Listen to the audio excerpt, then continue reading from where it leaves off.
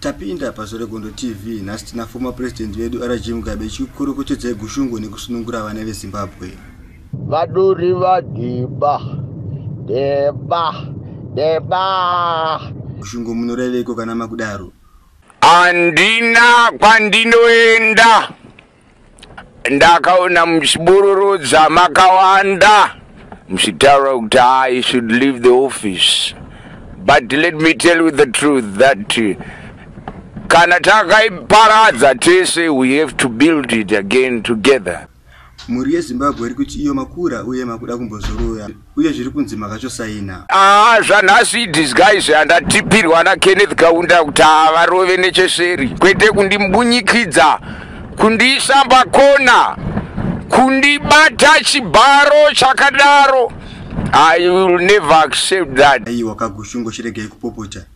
Indama karasika panaim. Manwa ngoma, manwa zvinodhaka, mishonga yechikosoro kuti ndiende. Takauraya tese chinhu ichi, ngatigadzirise tese. Saka mashoko enyu kupesira kumuri kuZimbabwe munoti chione kushungu.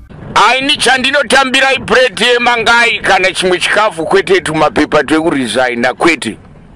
Andina kwandinoenda, chichaenda mvura magetsi ndatenda.